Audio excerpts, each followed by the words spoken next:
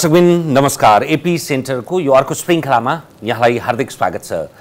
आजको श्रृङ्खलामा हामी नेपाल कम्युनिस्ट पार्टी नेकपा विशेष गरी सर्वोच्च अदालतको फैसला पश्चात अलग थलग भए पश्चातको विषयमा केन्द्रित भएर छलफल गर्दैछौँ। अहिले त अब हुनलाई पूर्ववत रूपमा नेकपा एमाले र माओवादी केन्द्र भनिए पनि यी दुईटा सङ्गठन अथवा दुईटा संरचनामा मात्रै सीमित छैन।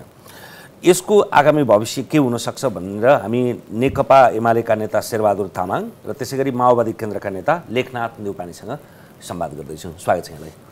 नमस्ते। सबभन्दा सुरुमा त अलिकति रोचक, चोटिलो र पेचिलो प्रसङ्गको कुरा गरौँ।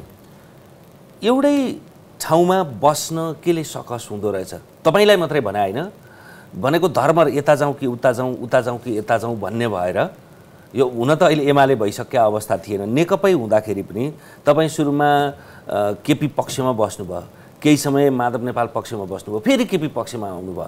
तपाईँलाई आफ्नो निजत्व अनुभूतिबाट मात्रै नभएर यो आन्दोलनलाई नबुझ्या हो कि अन्यमस्यकता हो कि अथवा लाभ कता छ भनेर त्यतापट्टि आफ्नो पदार्पण भएको हो कि अथवा कसरी बुझ्ने? यसलाई त यसरी बुझौँ न, किन हामी चाहिँ यो मुलुकमा दुईटा कम्युनिस्ट धार, मूलतः एउटा रेडिकल र एउटा अलिकति सफ्ट कर्नरबाट आफूलाई ब्यालेटमै विश्वास गर्नुपर्छ भनेर 47 सालदेखि नै, त्योभन्दा अगाडि पनि पञ्चायतलाई उपयोग गर्ने नीति लिँदै नेकपा माले, तत्कालीन नेकपा मालेले त्यो दृष्टिकोण लिएर आएको एउटा धार। र अर्को धार चाहिँ हामी मूलतः कम्युनिस्ट पार्टी भने चाहिँ सर्वहारा र अधिनायकत्व भन्ने जुन टर्म हामी प्रयोग गर्थ्यौँ, त्यो टर्म प्रयोग गरेर अलि रेडिकल्ली युद्धकै माध्यमद्वारा राज्य सत्ता बन्दुकको नालबाट निस्किन्छ भन्ने टर्म पनि प्रयोग हुन्थ्यो बेला बेलामा। त्यो टर्म प्रयोग गरेर आउने धार, यो दुईटा धारको बिचको नेपालको कम्युनिस्ट पार्टी यसरी पार्टी थुप्रै बने, तर पनि यो दुईटा धार हो, मूलतः यो दुईटा धार हो। र यो दुईटा धार विकसित हुँदै आएर अन्तिममा तपाईँको चाहिँ 62-63 को मुभमेन्ट पछाडि फेरि पनि त्यो रेडिकलले अलिकति बन्दुकबाटै राज्य सत्ता होइन ब्यालेटबाटै हुँदो रहेछ, बुलेट होइन ब्यालेटबाटै हुँदो रहेछ भन्ने एउटा दृष्टिकोणमा आफूलाई रूपान्तरण गरिसके पछाडि दुईटा कम्युनिस्ट पार्टी मिलेर सँगै जाने पनि स्थिति बन्यो र त्यसलाई वास्तवमा एउटा राम्रो पनि भयो। यो वास्तवमा त्यो एकता हामीले एकदमै राम्रो सकारात्मक ढङ्गले पनि लियौँ। अझै पनि एकताको विपक्षमा हामी छैनौँ। र त्यसरी यो धार चाहिँ विकास हुँदै हुँदै आइसके पछाडि अन्तिममा जब मिलेरै अगाडि बढ्ने क्रममा जब पार्टीभित्र चाहिँ डिभिजनको स्थिति आउन थाल्यो र फेरि पनि तपाईँको चाहिँ पार्टीभित्र दृष्टिकोणको हिसाबले ब्यालेटलाई स्वीकार गर्छौँ, ब्यालेटबाटै राज्य सत्ता निस्किन्छ भन्ने कुरालाई स्वीकार गर्छौँ, दृष्टिकोणको हिसाबले मूल दृष्टिकोण यसमै छ। तर पनि के कतिपय चाहिँ काम गर्ने शैली तौर तरिकाहरू कतिपय नमिलेको कारणले नेताहरू छुट्टिने वा पार्टी अलगै बन्ने खालको स्थिति बन्दाखेरि हामी चाहिँ मूल गरी कहाँनेरि हिजो एमाले धारको जुन विकास भएर आएको थियो र त्यो धार कहाँनेरि बस्छ र त्यो ठाउँको नेतृत्व, त्यो ठाउँको कार्यकर्ता भएर कसरी बस्छौँ भन्ने कुराको अलमलमा त्यो प्रश्नता चाहिँ एकैपटक पो आउनु पर्थ्यो त? एकैपटक आएन। किनभने किन आएन भन्दाखेरि तपाईँको चाहिँ त्यो धारको नेतृत्व गर्ने पार्टी नेताहरू त यिनै थिए। लामो समय माधव कुमार नेपालले हिजो भूमिगत कालदेखि नेतृत्व गर्दै आएर पछि एमाले मदन भण्डारी पश्चात एमालेको 15 वर्ष नेतृत्व गर्ने माधव कुमार नेपाल पनि त्यतिकै एउटा चाहिँ नेकपा एमाले भित्रको एउटा सम्मानित नेता हुनुहुन्छ। अर्को नेता झलनाथ खनाल तपाईँको चाहिँ हिजो भूमिगत बेलामा पनि 40 सालभन्दा अगाडिको नेतृत्व गरेको नेतृत्व र पछि तपाईँको चाहिँ 8औं राष्ट्रिय महाधिवेशनदेखि एक कार्यकाल तपाईँको चाहिँ अध्यक्ष भएको नेता र अनि त्यसपछि 9औं महाधिवेशनदेखि नेतृत्व गरेको केपी ओली, उहाँहरू जस्ता एउटा हेभी नेताहरू कता उभिन्छन् र उनीहरूले नेकपा एमालेको धारलाई कसरी समातेर चाहिँ यसलाई विकसित गरेर लिएर जान्छन् भन्ने सन्दर्भमा हामी कार्यकर्ताहरू म मात्र होइन, अझ धेरै कार्यकर्ताहरू अहिले पनि अन्यलमा छ। त्यो अन्यलतालाई चिरेर अब नेकपा एमाले एउटै पार्टी छ र त्यही एउटै पार्टीभित्र हामी सबै अटाउनुपर्छ भन्ने दृष्टिकोण हाम्रो हो। र त्यही सन्दर्भमा आज धेरै नेताहरू अब अलमल नगर्नुहोस्, नेकपा एमालेको एउटा निश्चित एउटा चाहिँ पङ्क्ति जुन छ त्यहाँभित्र आउनुहोस् र पछि अहिले माओवादी केन्द्र र एमाले भइसके पछाडि उहाँहरू बिचको गठजोड अथवा एकीकरण पछि सम्भव होला। तत्काल आजकै रेसियोमा, आजकै मनोविज्ञानमा त्यो सम्भव छैन, तर पछि त फेरि यो पनि त सम्भव छ। त्यसमाले माओवादी केन्द्रले आफ्नो धारको विकास गरोस्, आफ्नो पार्टी विकास गरोस्, नेकपा एमाले आफ्नो पार्टी विकास गर्दै जान्छ। पछि त निर्वाचनको बेला बेला अथवा एक दुई निर्वाचनपछि अर्को निर्वाचनको बेला कम्युनिस्ट पार्टीहरू त फेरि एकता बाहेक त अर्को के विकल्प छ र? एकता 54 मा फुटेर 58 मा त्यो एकता बाहेक अर्को विकल्प छ। त्यसैले अहिले तपाईले भने जस्तो यसको सैद्धान्तिक आधार, ब्यालेट, बुलेट यी कुरा चाहिँ अब तपसिलमा, यो चाहिँ भाष्यको कुरा मात्रै भयो। अब सक्यो, यी सबै टर्महरू सकिए। अब अहिलेको भने त सम्भवतः व्यक्ति प्रधान पुष्पकमल दाहाल र केपी ओली यी दुईटा पात्र मिल्दाखेरि पार्टीबाट स्मुथ चल्ने, यी दुईटा नमिल्दा माधव नेपाललाई पनि धेरै भन्नुपर्ने अवस्था छैन, थाहा छैन। किङका रूपमा हुनुहुन्न थियो, किङ मेकरका रूपमा उहाँले भुसको आगो जस्तो भित्रभित्र के गर्नु त्यो बेग्लै कुरा। तर देखिँदा यी दुईटा पात्र आज पनि मिल्यो भने पनि भोलि पनि मिल्छ क्या? मिल्न सक्छन्। यो किनभने म कसरी देख्छु भने कम्युनिस्ट पार्टीको एउटा रोग छ, सिरानमा विश्वको चाहिँ मधुर एक हौँ भन्ने नारा सबैले त्यही लेख्छन्। लेटर प्याडहरूमा लेटर हेडमा हेर्नुहोस्, लेखनाथजीलाई अहिले सोध्नु होला, विश्वको मधुर एक हौँ भनेर लेख्छौँ। त्योभन्दा तल तपाईँको चाहिँ नेता नेतृत्वको बिचमा परेको भिन्नतालाई अनि त्यस पछाडि पछि व्यक्तिगत टक्राउका आधारमा भिन्नताहरू देखा पर्ने, अनि त्यो भिन्नतालाई तपाईँको पछि सैद्धान्तिकीकरण गरेर अनि सैद्धान्तिकीकरण गर्दै अनि त्यसपछि अगाडि बढ्ने खालको प्रवृत्ति थपेर चाहिँ अगाडि बढ्ने खालको स्थिति हाम्रो कम्युनिस्ट आन्दोलनको एउटा रोगको रूपमा देखा परेको छ। र यो चिजलाई हटाउने हो भने के फरक पर्यो र? अब हामी त एउटै तपाईँको चाहिँ ब्यालेटमा स्वीकार गरेर आइसके पछाडि यी पार्टीहरू अलग अलग हुनु, आज माधव नेपाल र केपी ओली अर्कै पार्टी बनाउने प्रयत्नमा लाग्नु, अथवा मिलेछ धन्यवाद, आज केपी ओली र तपाईँको प्रचण्ड अर्कै पार्टी बनाएर हिँड्नुपर्ने के कारण छ र? एकै ठाउँमा मिसिने त सम्भावना छ। लेखनाथजी, कुरा त यही नै होला होइन? अब तपाईँहरूलाई त मिलिदियोस् भन्ने नै हो। त्यति बेला मिल्दा पनि कसरी मिल्यो पनि थाहा थिएन, घोषणा गर्दै नेताहरूले। अब अहिले विक्षेप भएको चाहिँ बरु अलिअलि थाहा छ, उहाँहरू बिचमा धेरै कुरा मिलेन अनि मिलेन भन्ने होइन। अब व्यक्तिगत धारणाको कुराकानी गर्ने हो भने जसरी पार्टी एकटा दुईटा नेताहरूले गर्नुभयो यो बेठिक भयो भन्ने थियो मेरो तर्क। मैले सार्वजनिक हिसाबले पनि बहस गरेको थिएँ। कम्युनिस्ट पार्टी भनेको सामूहिक नेतृत्वको अभ्यास गर्ने थलो हो, त्यस कारण यसलाई कम्युनिस्ट पार्टी भने हो नि होइन? भन्न चाहिँ कम्युनिस्ट पार्टी भन्ने, तर अभ्यास चाहिँ एकल गर्ने, यो कुरो मिलेको थिएन। यही अन्तर्विरोध हो एउटा। दोस्रो कुरो, विचार, राजनीति, कार्यदिशा, सङ्गठन हुँदै आखिर एकताको प्रक्रिया त यसरी जाने हो। तर त्यहाँ उद्देश्य के राखियो मेरो आफ्नो विश्लेषणमा भने चुनाव पछाडिको संसदभित्रको अङ्कगणितलाई केन्द्रमा राखेर एकतालाई अगाडि बढाइयो कि गर्ने त त्यही नै होला नि। आज बहुदलीय प्रतिस्पर्धा, समग्र आन्दोलनभित्रको संसदभित्रको अङ्कगणित एउटा पाटो हो, त्यो पनि एउटा पाटो हो, त्यो के पनि होइन, तर सबै चाहिँ संसदभित्रको अङ्कगणित हो भन्ने हो भने त काङ्ग्रेससँग एकता गरे नि भयो नि त। तपाईँले चुनावी तालमेल गरे होइन? मैले एकता कुराकानी गरेको छु, तालमेलको कुरो त भयो नै, त्यो पनि आलोचनाको केन्द्रमा थियो। मेरो भन्न खोजेको अर्थ चाहिँ कम्युनिस्ट पार्टी अलिकति फरक मूल्य, अलिकति फरक मान्यता, अलिकति फरक समाजमा भएको चाहिँ सबभन्दा तल परेको वर्गको चाहिँ मुक्तिको निम्ति काम गर्ने भन्ने हो नि त है। अनि उहाँले सुरुमा उठाउनु भएको थियो, तर त्यसको विपरीत हामी गयौँ, चाहे त्यो विचारको हिसाबले, चाहे त्यो नीतिका हिसाबले, चाहे त्यो दैनिकीका हिसाबले हामी विरुद्धमा गयौँ कि। त्यो भएको हुनाले आजका समस्याहरू चाहिँ त्यहाँ संकेन्द्रित छन्, त्यहाँबाट नफुकाइकन अन्तबाट फुक्दै फुक्दैन यो समस्या। तपाईँको दृष्टिमा चाहिँ त्यसो भए यो नगर्नुपर्ने एकता भएका कारणले अहिले बरु सर्वोच्चले यसलाई पुरानै अवस्थामा फर्काइदियो, बरु ठिकै हो? दुईटा कुरो थियो, दुईटा कुरो हो मैले भन्न खोजेको। एउटा चाहिँ एकताका निश्चित मूल्य मान्यताहरू हुन्छन्, त्यसले एउटा प्रक्रियाको माग गर्छ, त्यसले एउटा विधिको माग गर्छ, त्यो सबै विषयवस्तुलाई सम्बोधन गरिएन भन्ने एउटा पक्ष हो। अनि एकताका निश्चित प्रक्रियाहरू हुन्छन् होइन? मूलत त्यो पार्टीहरूको वैचारिक धरातलको बारेमा छिचोलेर छलफल गरेपछि अरू विषयवस्तु प्रवेश गर्ने हो, तर मुख्य विषयवस्तु हामी प्रवेशै नगरिकन दोस्रो तेस्रो विषयमा, मुख्य तेस्रो विषयवस्तु सङ्गठनात्मक विषयवस्तुमा प्रवेश गऱ्यौँ। त्यसकारण यसले यो परिणाम दियो भन्ने छ मेरो पहिलो। दोस्रो फेरि चुनावको मुखमा थियो होइन? संसदभित्रका अङ्कगणितहरू त चाहिँ आफ्नो आफ्नो ढङ्गबाट चाहिँ हेरिएकै थियो। फेरि त्यसो गर्दाखेरि त्यो अङ्कगणितलाई सकारात्मक दिशा दिनका निम्ति चाहिँ एकता जरुरी थियो भन्ने विषयवस्तुलाई अन्यथा मानिँदैन। त्यसकारण एकता होइन, चुनावी मोर्चा मार्फत चाहिँ अगाडि जानु पर्थ्यो भन्ने मेरो मत थियो। अब पनि त्यसो भए त्यो कुञ्जास त ढिलो चाँडो अब फेरि चुनावमा जाने नजाने म एकछिनमा छलफल गरौँला, किनभने त्यो 76 को धारा 1, 2, 3, 4 यी सबै सम्भावना सकिएपछि केपी ओलीकै कुरा ठिक रहेछ भन्नेमा पनि पुग्ला, त्यतापट्टि नजाउँ, एकछिनमा जाउँला। तर जहिले होस् चुनाव मङ्सिरमा होला, वैशाखमा होला, अथवा 2 वर्षमा होला यसको कार्यकाल सकिएपछि यो संसदको, त्यति बेला त्यसो भए तपाईँले भने जस्तो चुनावी मोर्चा गठजोड अथवा एकताको गुन्जासबाट टाढा छैन। यो चाहिँ 74 सालको कुरो भयो, जति बेला चुनावी तालमेल गरेर आफ्नो आफ्नो आकारसहित अगाडि बढ्दै जाँदा एकताका निम्ति परिपक्व वातावरण हुँदा एकता घोषणा गर्ने, एकताका निम्ति परिपक्व वातावरण नहुँदासम्म सहकार्य गर्ने, तर चाहिँ नि मोर्चा मार्फत सहकार्य गर्ने। तर त्यो अवधि गुज्रिसक्यो। अब के हुन्छ भनेर हेर्ने हो भने अब हामीले अनुमान मात्रै गर्ने हो। तत्काल हेर्ने हो भने अलिकति तिक्ततापूर्ण वातावरण अलिकति फैलिराखेको म देख्छु। राजनीतिक टीका टिप्पणीहरू, आलोचनाहरू अथवा चाहिँ त्यसको वाद प्रतिवादहरू हुन्छ नै, एउटै पार्टीभित्र हुन्छ, फरक पार्टी भएपछि त झन् हुन्छ नै। तर हाम्रो चाहिँ वैचारिक राजनीति वाद प्रतिवादहरू आलोचनाभन्दा बाहिर गएर चाहिँ हाम्रो अभिव्यक्तिहरू सार्वजनिक भइराखेको छ। यसले पनि दूरी बढाइराखेको अनुभूति हुन्छ मलाई। दोस्रो कुरो, एकता गर्ने भन्नेको अर्थ दुवै अप्ठ्यारोमा पर्दाखेरि एकता गर्ने हो, या दुवैको चित्त प्रसन्न भएर छलफल गरेर निष्कर्षमा पुगेपछि एकता हुने हो। अहिलेको स्थिति यो दुइटैबाट चाहिँ धेरै टाढा छ जस्तो लाग्छ मलाई।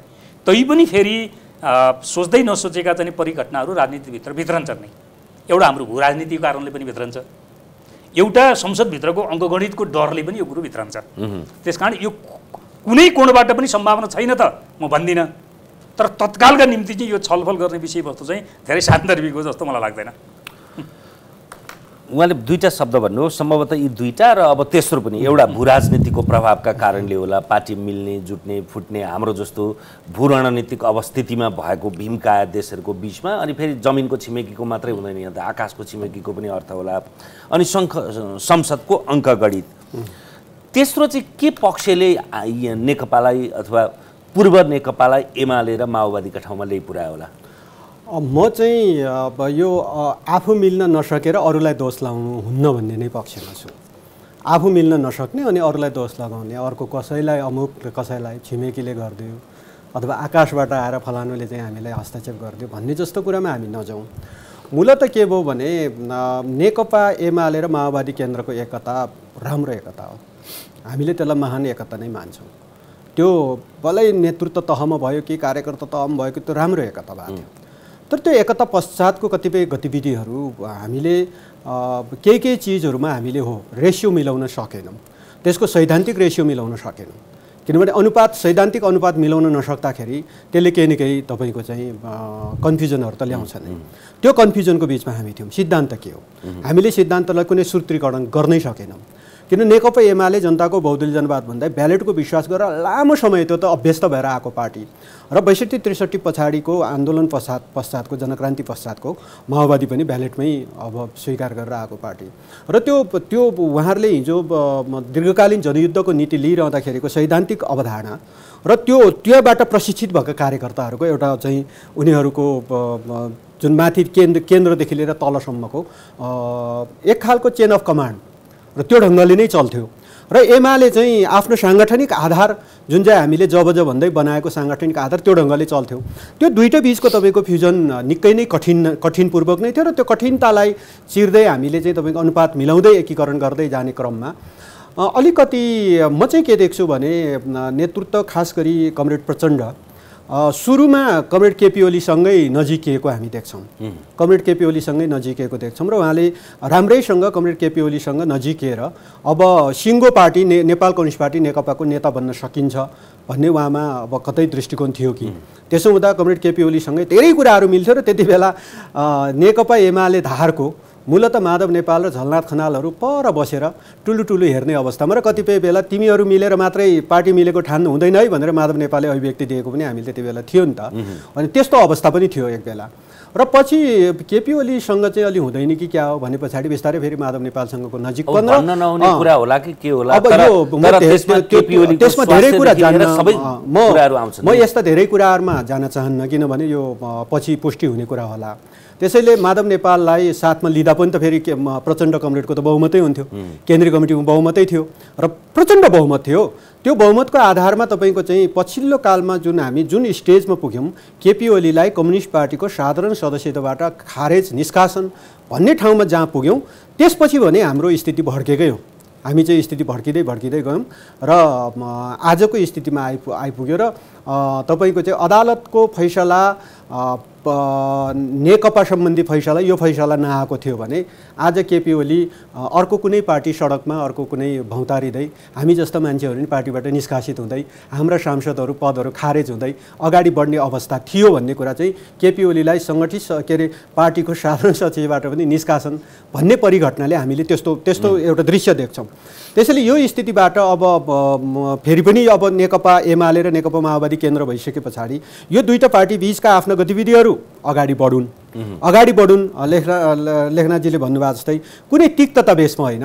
ठिक छ नि त, आफ्नो आफ्नो पार्टी छ, कुनै तिक्त शब्दहरू प्रयोग नगरौँ, एकले अर्कालाई दोषारोपण नगरौँ, किनभने नियतिले हामीलाई यो ठाउँमा उभ्यायो। त्यसको कारणले आफ्नो कमिटीहरू मजबुत गरौँ।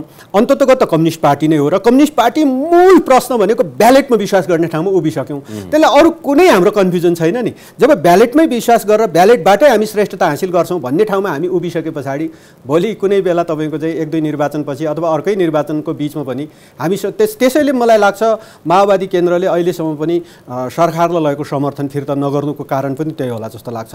अझै वातावरण 1-2 महिना पर्ख्यौँ, हेरौँ वातावरण। अहिले त हो, अहिले अलि तातो छ, एकअर्कामा दोषारोपण भइरहेको छ, स्थिति अलि सेलाउँदै जान्छ। सेलाउँदै गए पछाडि वातावरण फेरि अनुकूल बन्न सक्छ। त्यो चर्को राग र आलाप त अलि कम त भएकै छ नि यो 2-3 महिनामा त, होइन? त्यसो त एउटै पार्टी हुँदाखेरि र 2 भागमा विभाजित हुँदा जुन तिक्तता थियो, पार्टी नै 2 भइसकेपछि त्यो पनि सर्वोच्चको फैसलाबाट भइसकेपछि स्वाभाविक हिसाबले कमजोर हुने कुरो भइहाल्यो। त्यो तिक्तता कमजोर हुने कुरो भइहाल्यो। दोस्रो कुरो मलाई यहाँ लाग्ने अलिकति मैले चाहिँ अलि छलफल गर्दै आइराखेको, छलफल गर्नुपर्ने चाहिँ केही सैद्धान्तिक विषयवस्तुहरू छन्। शेरबहादुरजीले ब्यालेट भनिराख्नु भएको छ, होइन? त्यो प्रति मेरो प्रतिवाद होइन कि यसका केही सैद्धान्तिक पक्षहरूको बारेमा बृहत छलफल गरेपछि मात्रै अनि बल्ल हामी साँच्चै समाजवादमा जाने हो, त्यो पनि वैज्ञानिक समाजवादमा जाने हो भने हामीले केही विषयवस्तुहरू चाहिँ हामीले करेक्सन गर्नुपर्छ। करेक्सन नगरिकन हामी अगाडि जान सक्दैनौँ या समाजवाद भन्न छोड्नुपर्छ। दुईटा मध्ये एउटा गर्नुपर्छ कि मैले भन्न खोजेको एकातिर ब्यालेटकै कुरो पनि अहिलेकै अवस्थाबाट ब्यालेट जसरी प्रयोग भइरहेको छ, ब्यालेटमा मत जसरी खसिरहेको छ, उहाँ त भुक्तभोगी पनि होला, सांसद पनि हो, म त्योबाट त्यसमा प्रवेशै गरेको छैन, होइन? जसरी चुनाव हुन्छ, जसरी टिकट लिनुपर्छ, जसरी चुनावमा पैसा खर्च गर्नुपर्छ, जसरी चुनाव जितिन्छ, यो प्रक्रियाले त्यो ब्यालेट भन्ने चिजलाई विद्रूप बनाइदिएको छ। एकातिर विद्रूप बनाइदिएको छ। जोसँग पैसा छ, जोसँग चाहिँ अकुत सम्पत्ति छ, त्यसले चुनाव जित्ने सम्भावना बढी हुँदै गयो। यद्यपि जनाधार हो मुख्य कुरो भन्न सकिएला, होइन? तर जनाधार पनि यति भाइब्रेट भयो, नेतृत्वको तहमा त अस्थिरता यति चर्को ढङ्गको छ भने मतदाताको तहमा अस्थिरता कस्तो होला, होइन? कुराकानी गर्दा मैले के पाउँछु भन्नेबाट कुराकानी सुरु हुन्छ। मैले के पाउँछु, तँलाई भोट हाल्दा मैले के पाउँछु, तेरो पार्टीमा आउँदा मैले के पाउँछु भन्नेबाट चाहिँ सुरुवात भएछ कुराकानी। तल गएर कुराकानी गर्ने हो भने त्यसकारण यो ब्यालेटकै कुरोलाई पनि हामीले अलिकति करेक्सन गरेनौँ भने यो मुठ्ठीभर मान्छेहरूको कब्जामा जानेर यो चुनावमा जित्ने सांसदहरू चाहिँ कसैले ठेक्कामा लिने र त्यसपछि चुनाव सिद्धिएपछि ठेक्का मार्फत चाहिँ सांसदहरू चाहिँ सिंहदरबारभित्र छिर्ने स्थिति बन्छ। हामीले यसलाई करेक्सन गरेनौँ। एउटा मैले 74कै जित्नेहरूले पनि भनिसके, हार्नेले जित्नेले त्यो आम स्वीकारोक्ति। मैले ब्यालेटको कुराकानी गर्दै गर्दा दोस्रो मैले समाजवाद छोड्नुपर्छ के भनेको छु। आखिर कम्युनिस्ट पार्टी भनेको त समाजका विभिन्न वर्गहरू मध्येको एउटा र त्यो वर्गसँग सहकार्य गर्न सक्ने वर्गहरूको नेतृत्व प्रतिनिधित्व गर्ने हो। सबै वर्गको कम्युनिस्ट पार्टी त होइन, एउटा पार्टी एउटा वर्गको हुन्छ भनेर पढायो हामीले मार्क्सवादमा, होइन? त्यसो भने एउटा पार्टी एउटा वर्गको हुन्छ भने नेकपा अथवा कम्युनिस्ट पार्टी चाहिँ कुन वर्गको नेतृत्व र प्रतिनिधित्व गर्ने पार्टी हो त भन्ने कुरो प्रश्न बनाउनुपर्छ। भन्दा श्रमिक मजदुरहरूको पार्टी भन्ने, तर बाहुल्यता पेटीबुर्जुवाहरूको, बाहुल्यता दलालहरूको, बाहुल्यता बिचौलियाहरूको हुने भइसकेपछि यो कम्युनिस्ट पार्टीको अन्तर्वस्तुबाट च्युत हुने, नाम कम्युनिस्ट पार्टी हुने तर यसको चाहिँ अन्तर्वस्तु चाहिँ कम्युनिस्ट पार्टीबाट च्युत हुने दोस्रो अन्तर्विरोध त्यो हो। मैले त्यो तपाईँले एमालेलाई मात्रै होइन स्वयं माओवादीलाई, मैले एमाले माओवादी अरू मैले भनेकै छैन। यो कुरा त तपाईँको केपी ओली माधव नेपाल भन्दा बढी प्रचण्डलाई बढी बुझाउनु पर्ने आवश्यकता छ के? हो, ठिक छ, त्यो बुझाउनु पर्ने ठाउँमा त्यो पनि बुझाउँला, होइन? तेस्रो कुरो चाहिँ हामीले साँच्चै वैज्ञानिक समाजवाद हो भनेको भने संसारमा चुनावबाट वैज्ञानिक समाजवाद अहिलेसम्म स्थापित भएको छैन। यसको अर्थ हाम्रोमा हुँदैन भन्न सकिँदैन, किनभने हामीले खोज गऱ्यौँ, अनुसन्धान गऱ्यौँ भने हुनसक्छ, होइन? दोस्रो, तर बुर्जुवा वर्गसँग एक ढङ्गबाट चाहिँ भिडन्त नगरिकन उसँग मागेर उसँग प्रतिस्पर्धा गरेर उसलाई फकाएर उसँग सहकार्य ल्याउने समाजवाद चाहिँ त्यो वैज्ञानिक हुँदैन भन्ने मार्क्सवादमा पढायो हामीले होइन। त्यो यस्ता कयौँ सैद्धान्तिक गन्जागोलहरू छन् भन्ने एउटा गर्दै जाने अर्को भन्ने एउटा पार्टीभित्र हुल्ने मान्छेहरू अरू यो चाहिँ स्पष्ट भयो भने ब्यालेटको कुरो पनि स्पष्ट हुन्छ भन्ने मैले राख्न खोजेको कुरो त्यति मात्रै हो। अब यही आलोकमा त भर्खरै कुरा गर्ने हो भने ताजा भूकम्पले एमालेको पार्टी कार्यालय ढल्यो, त्यस पछाडि धुम्माराईमा सर्यो, धुम्माराईबाट हाम्रै स्टुडियोकै आसपासमा थापाथालीमा सर्दैछ, थापाथालीमा जसको मा त्यो 14 कठे भवनमा सर्दैछ ती अग्रवालजी चाहिँ तपाईँको विद्युतको बक्यौताको सबभन्दा धेरै बक्यौता हुने मध्येको विशेष गरी त्यो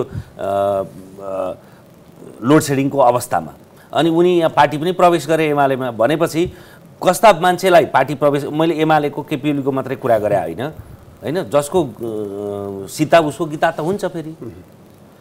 अब म चाहिँ के देख्छु भने बक्यौता राज्यको बक्यौता कसैले पनि राख्न मिल्दैन, त्यो तिर्नै पर्छ।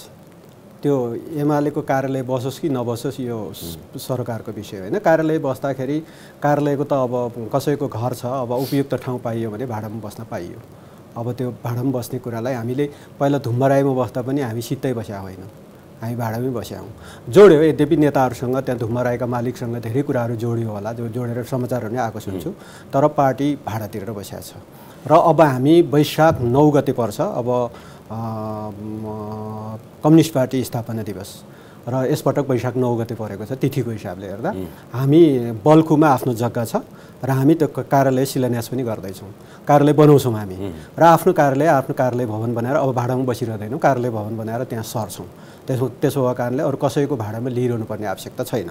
हो, लेखनाथजीसँग मेरो के कुरामा पनि सहमत हो भने हो, कम्युनिस्ट पार्टी समाजवादतर्फ नै जाने हो, समाजवाद साम्यवादकै लक्ष्य हो यसको, र त्यो कुरामा मेरो सहमति। र तर कम्युनिस्ट पार्टी स्वयं तपाईँको चाहिँ ब्यालेटबाट उसले श्रेष्ठता हासिल गरेर सरकार चलाउँछ भने हो, सरकार चलाउँदाखेरि उसले त्यो वास्तवमा श्रमजीवी मजदुर किसान वर्गको हितमा उसले काम गर्छ कि गर्दैन हो। यस्तै पेटी बुर्जुवा वर्गको हितमा काम गर्यो भने त्यसको सत्ता जस्तो हुन्छ, तर उसले किसान मजदुरको पक्षमा यसमा तपाईँको चाहिँ फेरि त्यसो भए अलि भनौँ न पुँजीपति वर्ग यसमा संलग्न हुँदैनन् त भन्दा हुन्छन्। राष्ट्रिय पुँजीपति वर्ग कम्युनिस्ट पार्टीमा संलग्न हुन सक्छन् र उसले वास्तवमा राष्ट्रको पुँजी वृद्धिको लागि र राष्ट्रको समृद्धिको लागि कसैले योगदान गर्छ भने उसलाई सम्मान पनि गर्नुपर्ने हुन्छ। तर यसलाई दलाल पुँजीको हिसाबले दलाल पुँजी प्रयोग गरेर तपाईँको चाहिँ मुलुकलाई खोक्रो पार्नेहरूको हकमा त्यसको बारेमा पार्टीको विधानभित्रै हुन्छ, सदस्यता कसरी दिने कसरी मापदण्डहरू तय गरिएको हुन्छ र त्यो मापदण्ड मुताबिक नै कम्युनिस्ट पार्टीहरू अगाडि बढ्छन्। त्यसैले तपाईँको चाहिँ हामीले मूलतः हाम्रो किसान मजदुर वर्गकै पक्षमा यसले पक्षपोषण गरेर अगाडि बढ्ने हो, यसले समाजवादी कार्यक्रमहरू लागू गर्ने हो र त्यसो हुँदाखेरि अरू वर्गलाई चाहिँ यसले निषेध गर्छ त होइन। अहिले अरू वर्ग पनि सच्याएर कम्युनिस्ट पार्टीकै सदस्य हुन्छन् भने ती अरू वर्गलाई पनि यो कम्युनिस्ट पार्टीको सदस्य हुन सक्छन्। र मूलतः नेकपा एमाले त 47 सालदेखि नै उसले जब जनताको बौद्धिक जनवादको लाइन लिइरहँदाखेरि हामीले मूल गरी राष्ट्रिय पुँजीपति वर्गलाई विकास गर्नुपर्छ, राष्ट्रिय पुँजीको विकास गर्नुपर्छ। राष्ट्रिय पुँजीको विकाससँगै राष्ट्रिय पुँजीपति वर्ग कोही जन्मिन्छ भने त्यसलाई वेलकम गर्ने कुरामा त हामी प्रश्न हामीले गर्ने नै त्यही हो नि। हाम्रो दृष्टिकोण गरिब मजदुर किसानको मात्रै पार्टी भनेर गरिबी नै बाँडिरहने त होइन। सबैलाई समृद्धि बनाऊ, सबैलाई समृद्ध बनाऊ, किसान मजदुरलाई पनि धनी बनाऊ, हाम्रो उद्देश्य यो हुन्छ। र समान ढङ्गले सबैलाई एकैचोटि बनाउनलाई टाइम लाग्दो रहेछ, तर यस्ता कतिपय चिजहरू कार्यक्रमिक हिसाबले हामीले चाहिँ समाजवादी कार्यक्रमहरू लागू गर्नुपर्छ भन्ने कुरामा त हामी प्रष्ट छौँ। अब यो सैद्धान्तिक कुराबाट व्यावहारिक कुरामै फर्क्यौँ। माधव नेपालजी र यो हुनलाई त पार्टी नेकपा एमाले उहाँहरूले पार्टीबाट निष्कासन गर्नुभयो भनेर अहिले यो कारबाहीको अस्त्र चलाएको कि सकेसम्म त यो फलेको वृक्षको हाँगो नझुकेको कहाँ छ र भने जस्तै अब सत्ता पनि छ, शक्ति पनि छ, आफै प्रधानमन्त्री आफै अध्यक्ष, किन त्यो कारबाहीको हतियार चलाइरहेको होला? अब यसलाई पार्टी तपाईँको चाहिँ खास गरी संविधान कानुन र विधान अनुसारै अगाडि बढ्छ र संविधान कानुन विधानभित्र रहेका प्रावधानअनुसार अगाडि बढ्ने हो।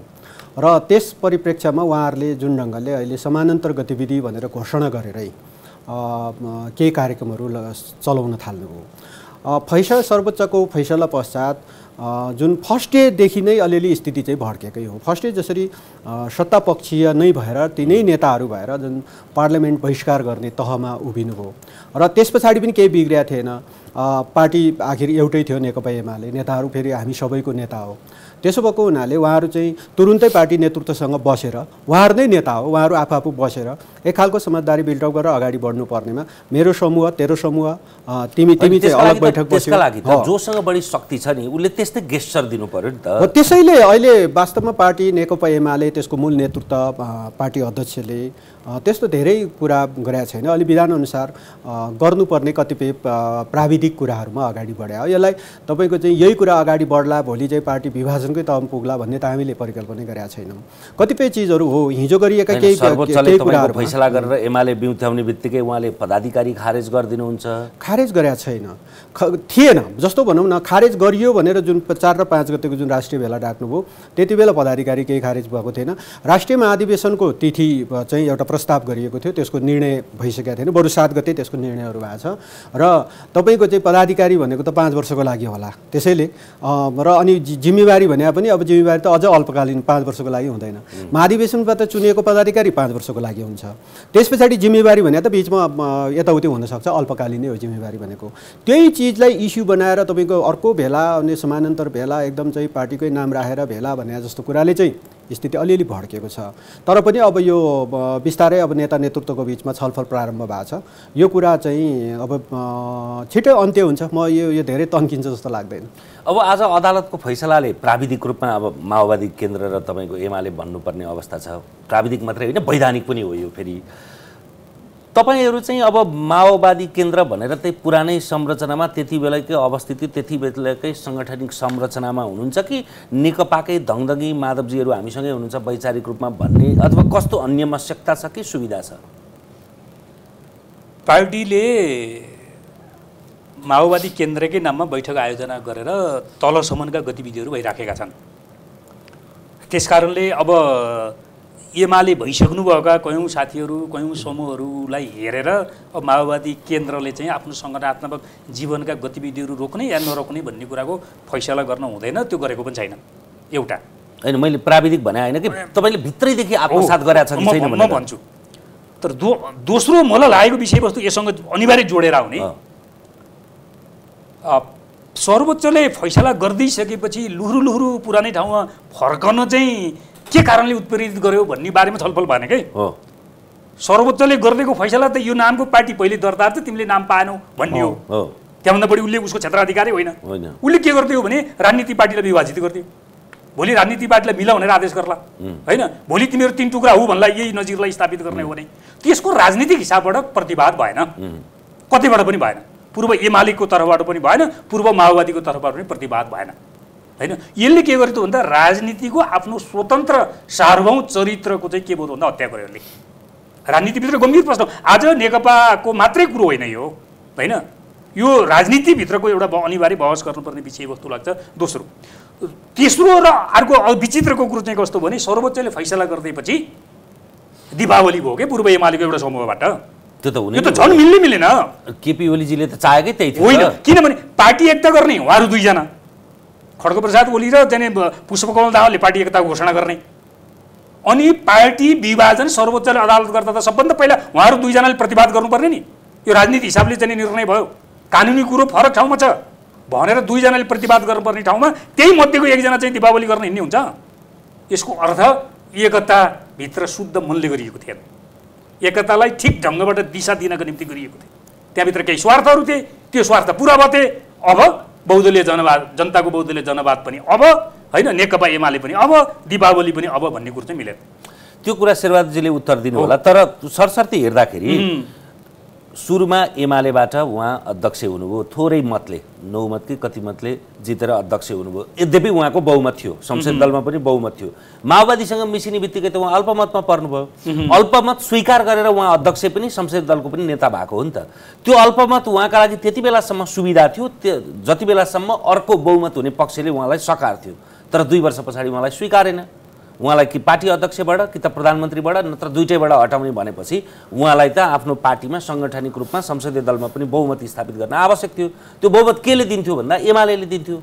अनि त्यस पछाडि त वर्तमान ठोस परिस्थितिको ठोस विश्लेषण भन्नुहुन्छ, त्यो त परिस्थिति नै त्यस्तै थियो। अनि त्यसमा दीपावली नगरेर के गर्ने होला कि अर्को मत छ शेरबहादुरजी?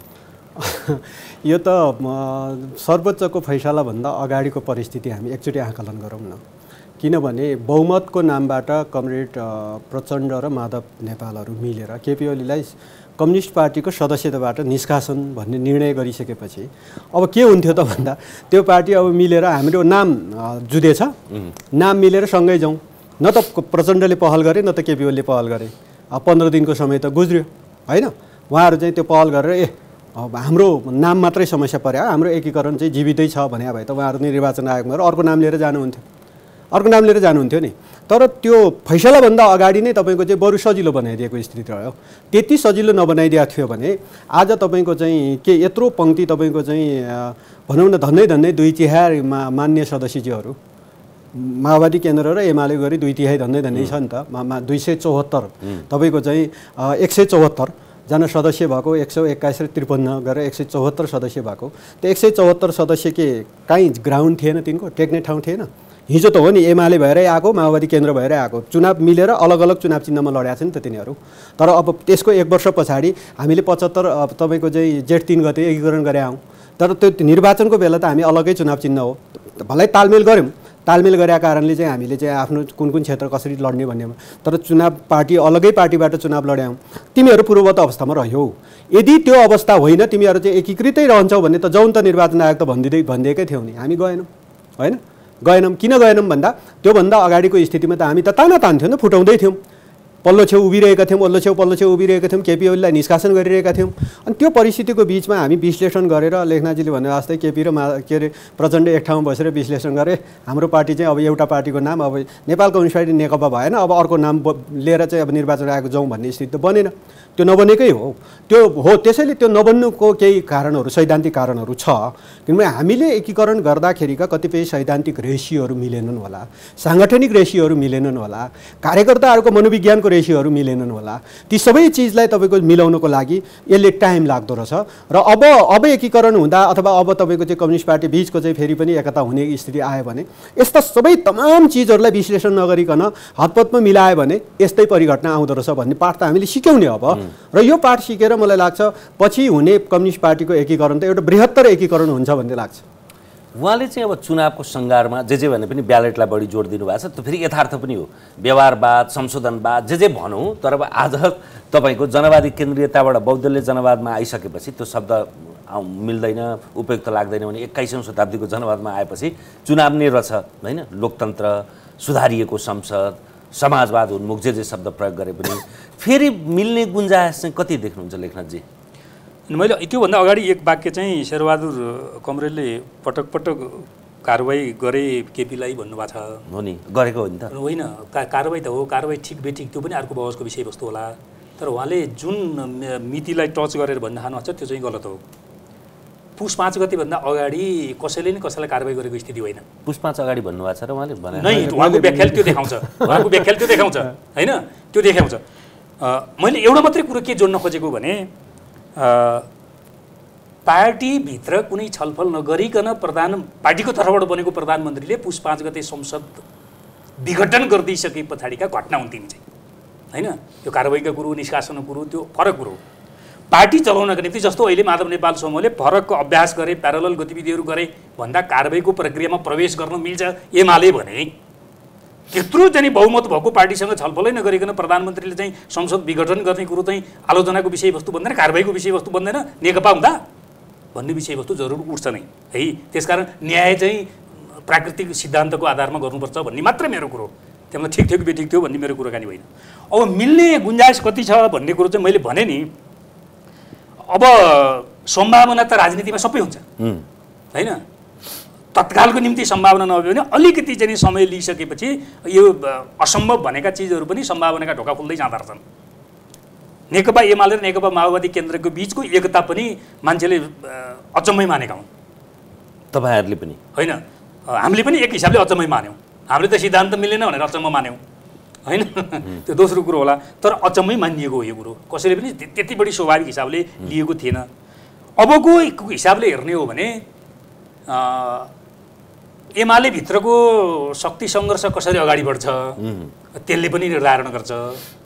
माओवादीले आफूलाई कसरी रिअर्गनाइज गर्छ, माओवादी भनेको माओवादी केन्द्र मात्रै भने होइन मैले होइन, त्यसले कसरी आफूलाई चाहिँ रिअर्गनाइज गर्छ, दोस्रो पक्ष त्यसले निर्धारण गर्छ। तेस्रो तपाईँको प्रतिस्पर्धा गर्नुपर्ने त नेपालको सन्दर्भमा खासमा जनमतको हिसाबले हेर्ने हो भने त लेफ्ट र राइटिस्टहरूको बिचमा हो होइन, या कङ्ग्रेस र कम्युनिस्टहरूको बिचमा हो। त्यसो भने कङ्ग्रेससँग चुनाव लड्नका निम्ति कम्युनिस्टहरूले फेरि कसरी चाहिँ आफ्नो चाहिँ कार्यनीति चाहिँ विकास गर्छन् भन्ने विषयवस्तुले प्रभाव पार्ला। यी तीनवटा तत्त्व जब परिपक्व हुन्छन् फेरि एउटा बिन्दुमा गएर एकतै हुँदैन भन्न त म सक्दिनँ, चुनावी तालमेल अथवा पार्टी एकताहरू हुन सक्छ। तर तत्काल आँखाबाट हेर्दा चाहिँ यो धेरै प्रिय विषयवस्तु चाहिँ बन्दैन भन्ने मेरो। अहिले तत्काल चाहिँ तपाईँहरूले अविश्वासको प्रस्ताव किन नल्या अथवा समर्थन, अविश्वास पराको कुरा समर्थन फिर्ता किन नल्या? होइन, यसको दुईटा कोर्स होला। यो संसदभित्रका धेरै विषयवस्तु म जान्दिनँ, नीतिगत कुरो म जान्दछु, किन पार्टीको केन्द्रीय समितिमा भाग हुनाले होइन, पार्टीको केन्द्रीय समितिमा भाग हुनाले केन्द्रीय समितिमा नीतिगत नै कुरा, पार्टी अलग थलग भयो, एक ठाउँमा बस्न सकिँदैन भनौँ, सर्वोच्चको फैसला नहुँदैखेरि पनि कुरा यही थियो होइन। अनि अब विश्वासको मत फिर्ता लिएर तपाईँको चाहिँ अगाडि बढ्ने कोर्समा जाने कि त्यसो गर्दा प्रधानमन्त्रीले विश्वासको मत लिने कोर्समा जान्छ होइन। त्यो विश्वासको मत फिर्ता नलिकन अविश्वासको चाहिँ प्रस्ताव लिएर गएर त्यो कोर्समा चाहिँ संसदलाई लिएर जाने भन्ने दुईटा कुरा हुन् होइन, दुईटा कुरा हुन्छ नि त यसमा। विश्वासको मत लिने प्रधानमन्त्रीको कोर्समा प्रवेश गर्ने हो भने फरक अर्को प्रकारको समीकरण बन्न सक्छ, किनभने यता वातावरण परिपक्व बनिसकेको छैन। अविश्वासको प्रस्ताव मार्फत जाने हो भने प्रधानमन्त्रीको त्यो कोर्सलाई के गरिदिन्छ भन्दा ब्लक गरिदिन्छ होइन, रोकिदिन्छ। त्यसो गर्दाखेरि चाहिँ पार्टीको अहिलेको चाहिँ कुरो के हो त भन्दा केपी शर्मा ओलीको नेतृत्वको सरकारलाई विस्थापित गर्ने, अविश्वासको प्रस्ताव मार्फत विस्थापित गर्ने। अविश्वासको प्रस्ताव माओवादी केन्द्रको एकल अङ्कगणितले पुग्दैन, त्यसका निम्ति अरू पार्टीहरूको चाहिँ सम्मेलन सबै चाहियो नि, चाहियो। त्यति मात्रै होइन, अहिलेको संवैधानिक व्यवस्थाको कारणले अविश्वासको प्रस्ताव मात्रै दर्ता गरेर हुँदैन कि अबको सरकारको नेतृत्व गर्ने पात्रको हो भनेर पनि नाम लानुपर्ने हुन्छ। त्यसो गर्दा पार्टीहरूको बिचमा चाहिँ त्यो सहकार्य चाहिँ सामान्य ढङ्गको सहकार्यले पुग्दो रहन्छ। त्यो फेरि प्रत्युत्पादक हुने खतरा हुन्छ। अरू के छ अरू एक वर्ष उहाँले विश्वास आर्जन गरिदिनु हो भने फेरि ठिक छ, त्यो त त्यहाँभित्रका चाहिँ अनिवार्य प्रक्रिया। तपाईँ त कानुनको मैले चाहिँ यो माओवादी केन्द्रभित्रको मनोविज्ञान चाहिँ यो अविश्वास प्रस्ताव लिने, विश्वासको मत फिर्ता लिने यो मनोविज्ञानले काम गरेको छैन, एकताको मनोविज्ञानले काम गरेको छ। पार्टीलाई भोलि कम्युनिस्ट पार्टी माओवादी केन्द्रै भएर एक्जिस्ट हुन्छ कि हुँदैन, त्यसो हुँदाखेरि बरु अहिले नै केही महिना 1-2 महिना समर्थन नै कायम राखिराख्ने, त्यसले बरु अहिले वातावरण तातो छ, अहिले हानाहान छ। अब कम्युनिस्टहरू त गोली बोक्ने बन्दुक बोक्ने बेला बन्दुकै हानाहान गर्थे, त कमसेकम बन्दुक बोक्दैन, बोलीको हानाहान छ, गोलीको होइन बोलीको हानाहान छ। यति त स्वीकार्यौँ नि, बोलीको हानाहान त के हुनु, कसैले हानि त गर्दैन त्यसले। त्यसैले बोलीको हानाहान भएको अलि तातेको वातावरण छ। यो तातेको वातावरणलाई 2 महिना जस्तो यसो होल्ड गरेपछि यो त सेलाउँछ। यो वातावरण सेलाएपछि बिस्तारै बरु सरकारतिरै सम्मिलित हुने, बरु मिलेरै अर्को चुनावमा जाने, यो तर्फ पो जान सकिन्छ भन्ने कोर्समा केही साथीहरूको दृष्टिकोण छ। किनभने हामी त 3 वर्षसँगै काम गऱ्यौँ नि, 3 वर्षसँगै काम गर्दाखेरि चिनजान सम्पर्क साथीभाइ हुँदैनन् र, त्यो त सबैसँग हाइहल्लो चल्छ नि त। के छ है, हालखबर के छ, खोजिन्छ होला, उहाँहरूले हामीसँग सोध्छौँ, हामीले उहाँहरूसँग सोधिन्छ होला। त्यसैले मनोविज्ञान यो तर्फ छ। त्यसैले यसलाई अर्को राजनीतिक हिसाबले विश्लेषण गरिरहनुपर्ने आवश्यकता म देख्दिनँ। राजनीतिक हिसाबले विश्लेषण गर्ने हो भने त भनेकै छौँ त केपी ओलीको तर्फबाट, आउनुहोस् न 138 पुर्याएर आउनुहोस्, दर्ता गर्नुहोस्, छिटो गर्नुहोस् न भनिरहेको छौँ हामी त। जतिसक्दो छिटो अर्को सरकार चाहिँ वैकल्पिक सरकार चाहिँ पार्टीहरू मिलेर आएछ भने हामी स्वागतै गर्छौँ, खुसी नै हुन्छौँ हामी। किनभने केपी ओलीलाई यत्रो चाहिँ भएन गरेन, केपी ओलीको नेतृत्व असफल भयो भनिरहेछ नि, असफल भयो भन्दा हटाइदिनुहोस् नि त, हामी त खुसी साथ स्वीकार गर्छौँ नि होइन। त्यसले यस्तो चिजमा अलमल नगर्नुहोस्। त्यसैले अलमल त्यो चिजले होइन, अलमल वास्तवमा कम्युनिस्ट पार्टी यो बिचको जुन खालको द्वन्द्व आयो, यो द्वन्द्वको कारणले कम्युनिस्ट पार्टीलाई नेपालमा कम्युनिस्ट पार्टीको चाहिँ एक्जिस्ट पोजिसन रहनको लागि प्रश्न चिन्ह उठिरहेको बेलामा यो प्रश्न चिन्ह नउठोस्, पार्टीहरू बरु कम्युनिस्ट पार्टीहरू फेरि पनि एकताको वातावरण बन्छ भने एकताको वातावरणमा एकताको वातावरणमा आउन सक्दैन भने कमसेकम निर्वाचनतर्फ चाहिँ मिलेर चुनाव जान सक्ने वातावरण बन्न सकोस्। हामी त यो चाहिरहेका छौँ नि होइन। त्यसो भएको हुनाले यो नेताले मात्र हो र कार्यकर्ता आम जनताले पनि त्यही चाहिरहेको छ नि। त्यो चाहने जनताको बिचमा अब हामी चाहिँ अविश्वास प्रस्ताव राख्ने, प्रस्ताव फिर्ता लिने, अनि के गर्ने, यो अनेक काममा किन लाग्ने? यदि लाग्नु नै छ भने लाग्नुहोस् भनेर फेरि हामीले वेलकम गरेका छौँ, खुसी साथ स्वागत गरेका आइरहेको छौँ, आउनुहोस् त्यो जे भने पनि हुन्छ, तर आउनुहोस् हामीले चाहिँ स्वागत गर्छौँ। नै सर्वोच्चको फैसलापछि नै संसद विघटन र सर्वोच्चको फैसलाको बीचमा प्रतिगमन भनेर जुन प्रकारको आन्दोलन भयो र त्यसको नेतृत्व गरियो भनेर चाहिँ हामीले दाबी गरिराखेका छौँ र अरू पार्टीले पनि सानो स्वरमा दाबी गरिराखेका छन्। त्यसो गर्दाखेरि सरकारको विकल्प दिन नसक्ने स्थितिमा पार्टीहरू पुग्दा पार्टीहरूको भविष्यमाथि नै प्रश्न उठ्यो एउटा। त्यसकारण यो सरकारको विकल्प प्रतिगमन भनिएका पार्टीहरूले दिन सक्नुपर्छ। पहिलो पर्छ अझै पनि बाँकी छ त्यो। दोस्रो, राजनीतिमा थोरै नैतिकता थियो भने आफूले नचाहेको संसद सर्वोच्चले फैसला गरेर बिउताइदिइसकेपछि प्रधानमन्त्रीले नैतिकताको आधारमा राजीनामा दिनु पर्थ्यो। राजनीतिमा योभन्दा नैतिकताको खडेरी अरू केही पनि हुँदैन। उहाँले त भन्दै हुनुहुन्छ त यो उहाँले भन्दिएर हुन्छ बेवारिसै छोडेर कहाँ जानु ल्याउन त दुनियाँमा मान्छे छैन खड्गौली बित्नु बोल कुनै मान्छे त सधैँ त बाध्दैन नि। उहाँ मर्नुभयो भने त्यसपछि मुलुकमा प्रधानमन्त्री विहीन हुन्छ यस्तो कुरो गर्ने संविधानले चाहिँ परिकल्पना गरेका छैन होइन। नैतिकता भन्ने प्रश्न हुँदैन। म सही मभन्दा बाहेक अरू सबै गलत कुलङ्गार भन्ने हुन्छ राजनीतिमा, यो हुँदैन। तेस्रो कुरो चाहिँ यही सरकारको नेतृत्वमा फेरि माओवादी केन्द्र पनि वाम एकता गर्नुपर्छ भनेर सरकारमा जाने कुरो चाहिँ त्यो चाहिँ मतलब आत्महत्या हो भन्छु मैले। तपाईँलाई पो लाग्छ त आत्महत्या हो होइन। भोलि छलफल गर्दै जाँदा चुनावसम्म जाँदा चुनावी तालमेल अर्को कोर्सको विषयवस्तु। तर केपी शर्मा ओलीकै प्रधानमन्त्रीत्वमा बनेको सरकारमा माओवादी केन्द्र पनि त्यसमा सहभागी हुने भनेको जस्तो अनैतिकता केही पनि हुँदैन। तपाईलाई त्यो अनैतिक प्रश्नमा पार्टीले जान दिँदैन। तपाईलाई दुःखद आश्चर्य लाग्छ, कतिपय ती भित्रका साथीहरूलाई सुखद आश्चर्य लाग्छ। त्यसो त व्यक्तिगत हिसाबले मन्त्री हुन पाए हुन्थ्यो, मन्त्री पनि अलि धेरै बजेट भएको मन्त्रालय नेतृत्व गर्न पाए हुन्थ्यो, कहिलेकाहीँ मन्त्री खालीवाला 2टा मन्त्रालय खाप्न पाए हुन्थ्यो भने त व्यक्ति विशेषका कुरा हुन्थे। त्यसले धेरै अर्थ राख्दैन, त्यसको मूल्य पनि हुँदैन धेरै होइन, त्यसको मूल्य पनि धेरै हुँदैन। त्यसो राजनीतिमा मूल्यको कुराकानी गर्नुपर्छ, राजनीतिमा नैतिकताको कुराकानी गर्नुपर्छ। त्यो मरेपछि पनि कम्तीमा मान्छेले अलिकति सम्झोस् न। उहाँले दुईटा पक्ष एउटा एकदम नैतिकताको प्रश्न उठाउनु भएको छ उहाँले। त्यसैले हामीले भनेको केपी ओलीले नैतिकताको आधारमा राजीनामा दिनुपर्छ। ओके ठिक छ, स्वीकार्यौँ एकछिन उहाँको कुरा।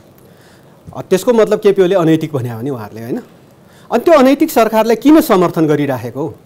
नैतिकताको आधारमा उहाँले समर्थन फिर्ता लियो भने त सकिगयो कुरा सकिगयो के, हामीले त्यो धेरै पर्खेकै छैनौँ। अर्को कुरा जस्तो भनौँ न, फागुन 23 को फैसला नेपाल कम्युनिस्ट पार्टी नेकपा भन्ने पार्टी चाहिँ अर्काले दर्ता गराएर छ, तिमीहरू अनैतिक भएछौ। पार्टी त किन त्यो दर्ता गरे, अर्को पार्टी दर्ता गर्नुपर्ने, नेपाल कम्युनिस्ट नेकपा त अर्को पार्टीको नाममा तिमीहरू गएछौ। त्यसो भए प्रचण्ड किन बसिराखेको, केपी ओली किन बसिरहेको? नैतिकता आधारमा दुवैले एमाले र माओवादीबाट राजीनामा गरेर अर्कोलाई हाल्दै हुन्थ्यो होला नि त। अदालतको फैसला आउँछ नैतिकता र अनैतिकताको कुरा आउने हो भने त्यहाँ पनि नैतिकताको प्रश्न उठ्ने होला। त्यसको कारणले यस्तो चिज चाहिँ आफ्नो अनुकूलमा व्याख्या गर्ने मात्र कुरा नै। मेरो आफ्नो अनुकूलमा छैन है, प्रधानमन्त्रीको हकमा चाहिँ राजीनामा दिनु भएन भन्ने कुरो व्यक्ति विशेषसँग जोडिएला। केपी ओली भएर भने होइन, प्रधानमन्त्री भएर भनेको होइन। नैतिकताको प्रश्न चाहिँ व्यक्ति विशेष पार्टी विशेषको मात्रै कुरो होइन होइन। मैले मूल्यको कुराकानी नैतिकताको कुराकानी गर्दा यो नेकपा दुई भागमा विभाजित हुनका निम्ति त असक्षमता त दुईटा नेताको हो नि, उहाँहरूले निर्णय गर्नुभयो होइन। ऋषि कट्टेलले नेकपा अलरेडी चाहिँ दर्ता गरेको छ भन्ने कुरो उहाँहरूलाई पनि थाहा थियो, निर्वाचन आयोगलाई पनि थाहा थियो होइन। दुवै पक्षलाई थाहा थियो, व्यवस्था गरे नि।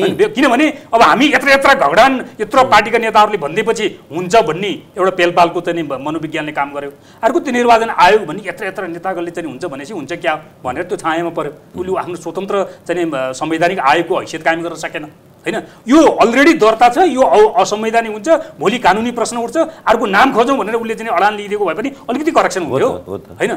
अनि हार्ने सर्वोच्च चाहिँ मतलब निर्वाचन आयोगले हार्ने, त्यसको मार चाहिँ कसलाई पर्ने? नेकपालाई पर्ने होइन। जित्ने ऋषि कट्टेलले जित्ने, अनि चाहिँ तपाईँको दीपावली चाहिँ अब ओली पक्षले गर्ने। यो कुरो त विचित्रको चित्र देखियो नि त नेपालको राजनीतिमा। ऋषि कट्टेलले कहीँ पनि दीपावली गरेर देखिनँ मैले फेरि। त्यसो त यस्तो पनि भयो हो, तपाईँको चाहिँ फागुन 5 को फैसलापछि पनि त्यस्तै भयो, के अरे फागुन 11 को फैसलापछि पनि तपाईँको चाहिँ जित्दाखेरि त एक हिसाबले अब सरकार त केपी ओलीको बच्यो नि। निर्वाचनमा जाँदा केपी ओली फेरि पुनः निर्वाचित भएर आउँथ्यो कि आउँदैन थियो वाट क्वेसन थियो होला। तर तपाईँको चाहिँ संसद पुनर्स्थापना मतलब त त्यो संसद सङ्ख्या सिङ्गै 275 भित्र 174 चाहिँ आफ्नो पक्षको चाहिँ सांसद बोकेर केपी ओली आयो होला नि प्रधानमन्त्रीमा। केपी ओलीले लड्डु खानु पनि लड्डु त अरूले खाए, स्थिति त त्यस्तो पनि भयो नि त। त्यसको कारणले कहिलेकाहीँ त्यस्तो हुन्छ। यो राजनीतिक प्रश्न हो र त्यसैले यो सबै राजनीतिक प्रश्नको अन्तिम चाहिँ फैसला मैले जहिले पनि भन्ने गरेको छु, यो केपी ओलीको पनि भनाइ हो। कि राजनीतिक कुराहरूको कहिलेकाहीँ हामीले संवैधानिक हिसाबले अदालतलाई दिइएको फैसला अदालतलाई व्याख्या गर्ने राइट्स दिएको कारणले अदालतले आफ्नो ठाउँमा व्याख्या गर्छ। तर राजनीतिक मुद्दाहरूको चाहिँ फैसला अन्तिम फैसला गर्ने थलो चाहिँ जनता नै हो। जनताले त्यसको फैसला गर्छन्, निर्वाचन मार्फत फैसला गर्छन्। केपी ओली नैतिक कि अनैतिक जनताले फैसला गर्छन्। हामी वैशाख चाहिँ 17-27 जाँचिन तयार थियौँ भने अब 2 वर्षपछि जाँचिन्छौँ होला होइन। त्यसैले एमाले बनाएर एमाले र माओवादी छुट्याएको कुरा पनि तपाईँको चाहिँ छुट्याएको कुरा पनि त्यो सही भयो कि गलत भयो त्यो जनताले नै फैसला गर्छ। नेकपा छुट्याएको कुरा गलत भयो भन्यो भने ऋषि कटेललाई बहुमत देला जनताले होइन, अथवा तपाईँको चाहिँ हो नि। तर सही नै गरेछ भन्यो भने एमाले अथवा माओवादीलाई राम्रो जनमत दिन्छ जनताले। यो त तपाईँको चाहिँ जनताले नै फैसला गर्ने, पार्टी पनि फेरि जनताले नै बनाउने हो। जनताले पार्टीलाई भोट नदिएपछि निर्वाचन आयोग दर्ता गरे भने पार्टी बन्छ र? तपाईँको चाहिँ कुन पार्टी दर्ता गरेर होइन। आज तपाईँको चाहिँ सर्वोच्चले यदि पूर्ववत अवस्थामा तिमी रहेनौ भने पनि हामी कुनै न कुनै पार्टी नाम लिएर त जानै पर्थ्यो होला नि त निर्वाचन आयोगमा, हामी जान्थ्यौँ होला।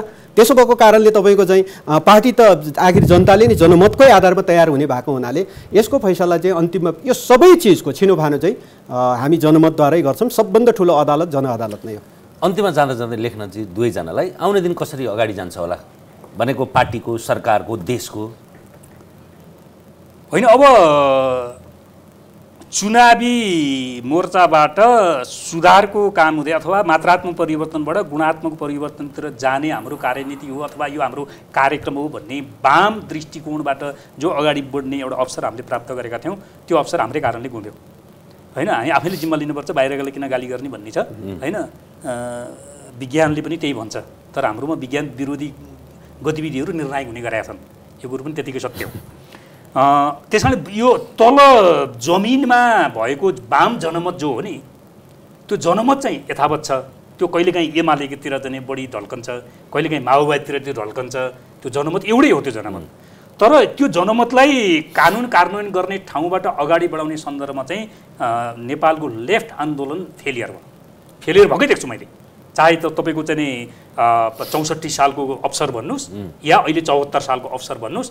यसले के गर्यो त भन्दा जनमतलाई चाहिँ अब निराश बनायो।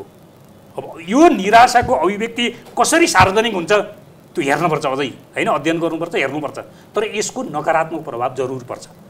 शिवजी म चाहिँ यस्तो देख्छु, खास गरी जनमतको हिसाबले लेफ्ट जनमत यो अहिलेको पछिल्ला परिघटनाले झन् सशक्त भएको छ भन्ने देख्छु म चाहिँ। झन् सशक्त भएको छ, झन् सक्षम भएर आएको छ र झन् एकीकृत हुन्छ। र त्यो जनमत यस्तो ढङ्गले एकीकृत हुन्छ कि नेक्स्ट निर्वाचनमा नेकपा अथवा कम्युनिस्ट पार्टी त्यो पछाडि केही नाम जोडिएला। अब हामी त एमाले नै भएको कारणले एमाले जोडिएको छ भन्छौँ र कम्युनिस्ट पार्टी नै वास्तवमा जनमतमा सक्षम र सशक्त र एकीकृत भएर आउँछ र नेपाली जनमतले नेकपा एमालेलाई मूलतः त्यसले नेतृत्व गरेको धारलाई बहुमतका साथ अझ जनमतलाई उभ्याउँछ र हो ब्यालेटकै माध्यमद्वारा श्रेष्ठता हासिल गरेर हामी समाजवादी कार्यक्रम समाजवादतर्फ उन्मुख हुने कार्यक्रमलाई अझै सशक्तका साथ अगाडि बढाउन सक्छौँ भन्ने चाहिँ हामीलाई विश्वास। हस्, समर संवादका लागि दुवैजनालाई धन्यवाद। धन्यवाद। हामीसँग हुनुहुन्थ्यो एमाले नेता शेरबहादुर तामाङ र माओवादी केन्द्रका नेता लेखनाथ न्यौपाने। आजलाई एपी सेन्टरको यो श्रृङ्खला यति नै। हेर्दै रहनुहोला AP1। नमस्कार।